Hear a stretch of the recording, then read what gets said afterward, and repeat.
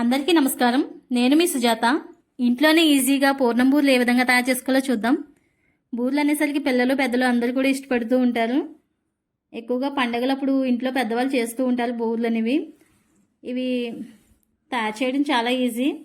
నేను చెప్పిన చిట్కాలు కొలతలను బట్టి మీరు ఇంట్లోనే ఈజీగా పూర్ణం బూర్లు తయారు చేసుకోవచ్చు. ఎవరైనా సరే ఫస్ట్ టైం తయారు చేసే వాళ్ళు కూడా అసలు ఫెయిల్ అయ్యే ఛాన్స్ లేకుండా పూర్ణం బూర్లు అనేవి పర్ఫెక్ట్గా తయారు చేసుకోవచ్చు. చూడండి ఎంత కలర్ఫుల్గా ఉన్నాయి కదా బూర్లు. ఈ కలర్ రావాలంటే నేను చెప్పిన చిట్కాలు కనుక మీరు ఫాలో అవుతే పూర్ణం బూర్లు అనేవి చాలా పర్ఫెక్ట్గా వస్తాయి. ముందుగా మినపప్పు తీసుకోవాలి. ఒక కప్పున్నర అంటే ఒక గ్లాసున్నర మినపప్పు తీసుకుని ఇందులో ఒక 4 నుంచి 5 గ్లాసులు వాటర్ వేసేయండి. వేసేసి నానబెట్టుకోవాలి. అంటే మనం మినపప్పు ఎప్పుడు కూడా ఒక 5 గంటల ముందు నానబెట్టుకోవాలి. ఉదయాన్నే బూర్లు వేసుకోవాలనుకున్న వాళ్ళు నైట్ నానబెట్టేసుకున్నా పర్వాలేదు. మినిమం 5 గంటలు నానబెడితే మనకు పప్పు అనేది పొట్టు పైకి మొత్తం కూడా వచ్చేస్తుంది. ఇలా వాటర్ వేసేసి పక్కన పెట్టాలి. ఇప్పుడు మనం బియ్యం కూడా నానబెట్టుకోవాలి. ఇవి స్వర్ణ బియ్యం. ఇవి ఒక గ్లాసున్నర మినపప్పుకి 3 గ్లాసులు బియ్యం అయితే నానబెట్టుకోవాలి.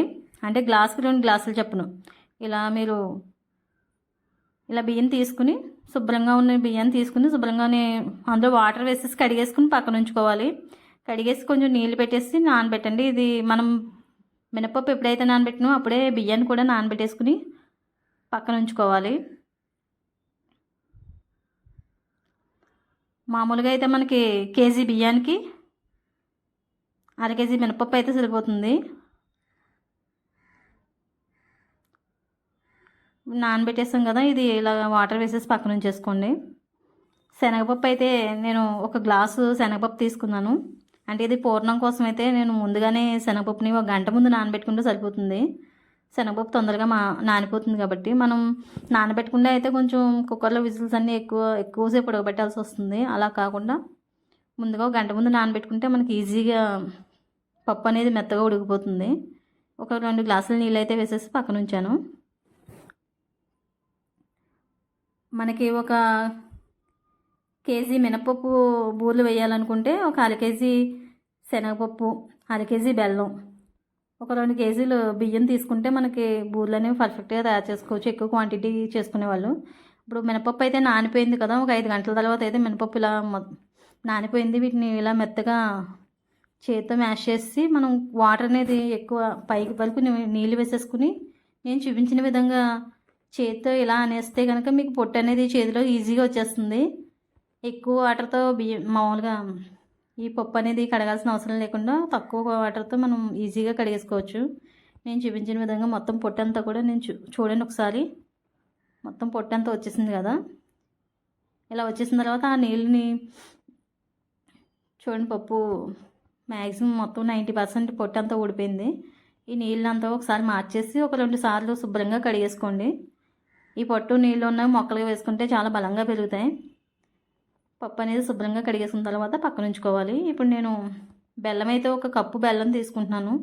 పూర్ణంలోకి అంటే మనం అర కేజీ శనగపప్పు తీసుకున్నాం, ఒక అర కేజీ బెల్లం తీసుకోవాలి కరెక్ట్ క్వాంటిటీ అయితే. ఇప్పుడు మనం నానబెట్టుకున్న బియ్యం, ఈ మినపప్పు 2 కలిపేసి ఇలా గ్రైండ్ చేసుకోవాలి. కొద్దిగా వాటర్ వేసి, అంటే ఎక్కువ వాటర్ వేయకూడదు. నేను చూపించిన విధంగా మెత్తగా పిండి అనేది ఈ కన్సిస్టెన్సీలో రావాలి. గారెలు వేసుకుంటాం కదా, గారెలు వేసుకునే పిండి అయితే కొంచెం గట్టిగా రుబ్బుకుంటాం. దానికన్నా కూడా కొంచెం జారుగా మనం పిండి రుబ్బుకోవడంలోనే ఉంటుంది. బాగా మెత్తగా రుబ్బుకోవాలి. ముందుగానే 5 గంటల ముందు నానబెట్టాం కాబట్టి బియ్యము పిండి కూడా పప్పు కూడా బాగా మెత్తగా నలిగిపోతాయి. కన్సిస్టెన్సీ ఇలా వచ్చిన తర్వాత మనం అసలు ఎలా పర్ఫెక్ట్గా రావాలంటే కనుక గిన్నెలో వాటర్ తీసుకుని ఈ పిండి అనేది కొంచెం వేసేసరికి అది పైకి తేరుతుంది. ఇప్పుడు నేనైతే ఒక 1 స్పూను సాల్ట్ వేసి కలర్ కోసం బూరి మంచి బ్రౌన్ కలర్ రావాలంటే ఇలా బెల్లం ఒక 50 గ్రాముల బెల్లం తీసుకుని బాగా మెత్తగా పౌడర్ చేసి ఇందులో వేసేసుకోవాలి. మనం పిండి ఆడుకునేటప్పుడే వేసేసుకుంటే మెత్తగా అయిపోతుంది, అంతా కలిసిపోతుంది, విడిగా కలపాల్సిన అవసరం లేకుండా. పిండి అనేది బాగా అయిపోయింది కదా. ఇంకొంచెం చూడండి, సగం ములగాలి, సగం తేలాలి. ఎలా ఉంటే మనకి బూర్లు అనేవి పర్ఫెక్ట్గా వస్తాయి. ఇప్పుడు మనం ఆల్రెడీ నానబెట్టుకున్న శనగపప్పు ఉంది కదా, దీన్ని ఒకసారి శుభ్రంగా కడిగేసి ఇలా కుక్కర్లో వేసేసుకోండి. కుక్కర్లో వేసేసి ఒక చిన్ని గ్లాసు వాటర్ అయితే సరిపోతుంది. ఎక్కువ వాటర్ వేయవలసిన అవసరం లేదు, ఆల్రెడీ నానబెట్టాం కాబట్టి, పప్పు నానిపోయింది కాబట్టి. ఇలా కుక్కర్లో వేసేసిన తర్వాత మూత పెట్టి విజిల్ పెట్టేయండి. ఒక 3 విజిల్స్ అయితే మీకు పప్పు అనేది చాలా మెత్తగా ఉడికిపోతుంది, ఈజీగా అయిపోతుంది. ఇందులో వాటర్ కూడా పెద్ద ఏమీ లేదు. ఇందులో వాటర్ కనుకుంటే తీసేయండి, కొంచెం వాటర్ మిగిలితే కనుక తీసేసి మెత్తగా మ్యాష్ చేసేయాలి పప్పు అంతా కూడా. ఇలా మెత్తగా అయిపోయిన తర్వాత మనం ఆల్రెడీ బెల్లం తురుము ఉంది కదా, బెల్లం చూసారా, నేను ఆల్రెడీ మెత్తగా పౌడర్ చేసేసుకుని పక్కన ఉంచుకున్నాను. ఇదంతా కూడా ఇందులో వేసేసి ఒకసారి పైకి కిందకు మొత్తం కలిపేయండి. ఇలా కలిపేసి కొంచెం మీకు గట్టిగా అనిపిస్తే కనుక లైట్గా ఒక 4-5 స్పూన్లు వాటర్ వేస్తే సరిపోతుంది. మరీ ఎక్కువ వాటర్ వేసినా మరీ మీకు ఉడకడానికి టైం ఎక్కువ పడేస్తుంది. అంటే ఎగరాలి కదా, ఉండవ్వాలి కదా మనకి, మళ్ళీ టైం ఎక్కువ పడేస్తుంది. నేనైతే కొబ్బరికూర తీసుకుంటున్నాను. ఒక కొబ్బరికాయ తీసుకుని దాన్ని ఇలా కూరకింద చేసుకుని ఈ పూర్ణంలో వేసేసాను. టేస్ట్ అనేది చాలా బాగుంటుంది. మనం కొబ్బరికాయ వేసుకునేసరికి పూర్ణం టేస్ట్ మరింత పెరుగుతుంది. ఇలాచీ అయితే 2 తీసుకుని వాటిని మెత్తగా చితకొట్టి ఇలా పౌడర్ కింద చేసి ఈ పూర్ణంలో వేసేసి బాగా ఉడకనివ్వాలి. మంట అనేది పెద్దది పెట్టకూడదు. మంట పెద్దది పెట్టడం వల్ల మనకి పూర్ణం అనేది మాడిపోతుంది, అడుగున మాడి పట్టకుండా మీడియం ఫ్లేమ్ మీద మనం ఇలా చిక్కబడే వరకు కూడా గట్టిగా అవ్వాలి. మనకి ఉండయ్యే వరకు కూడా మనం దీన్ని బాగా ఉడికించాలి. ఇలా అయిపోయిన తర్వాత మనం చల్లారిన తర్వాత కొద్దిగా చేతికి నూనె రాసుకుని ఉండల కింద చుట్టేసుకుని పక్కన ఉంచుకోవాలి ప్లేట్లో. మనకి ఒకవేళ పూర్ణం కనుక ఎక్స్ట్రాగా మిగిలిందంటే అది మనం బొబ్బట్లు కూడా ప్రిపేర్ చేసుకోవచ్చు. అసలు పిండి అనేది కన్సిస్టెన్సీ ఈ విధంగా ఉండాలి. మనం రుబ్బేసుకున్న పిండిని పక్కన పెట్టుకున్నాం కదా, ఒక గిన్నెలో నీళ్ళు తీసుకుని అందులో మనం ఈ పిండి కనుక ఒకసారి వేసి చూడండి. ఇలా బూరి కింద వేసామనుకోండి,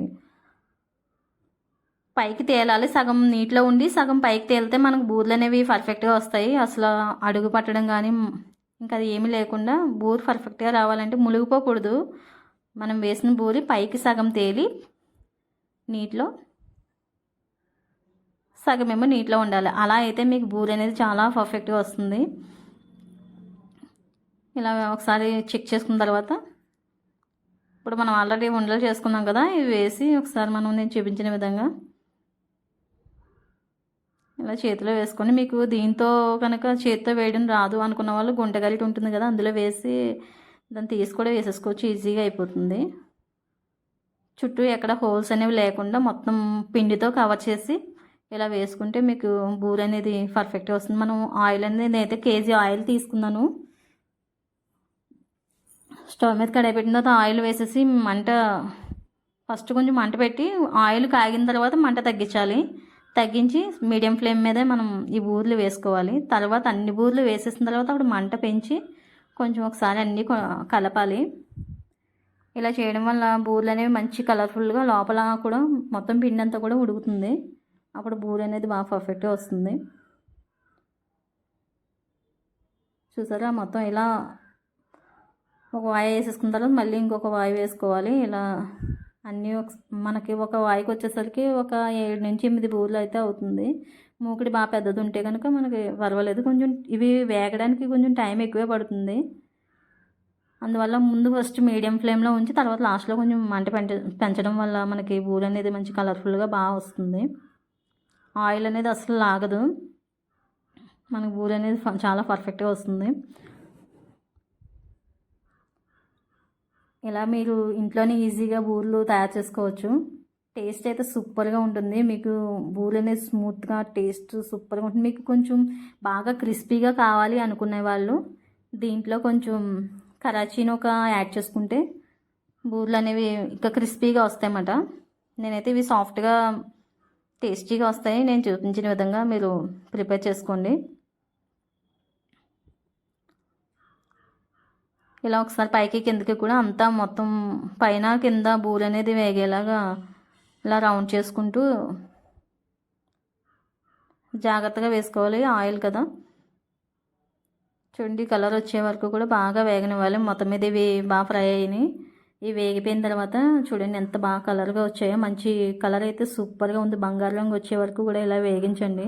ఈ బ్రౌన్ కలర్ వచ్చేసాక మీరు వాటి నుంచి తీసేసుకుని ఒక ప్లేట్లో వేసేసుకోవచ్చు. ఆయిల్ అయితే అసలు లాగలేదు, చాలా పర్ఫెక్ట్గా వచ్చాయి. మీరు నేను చెప్పిన కొలతలతో ఈ పూర్ణం బూరెలు తయారు చేసుకుంటే టేస్ట్ అయితే అద్దరిపోతుంది. ఇంక అసలు ఫెయిల్ అయ్యే ఛాన్స్ లేదు.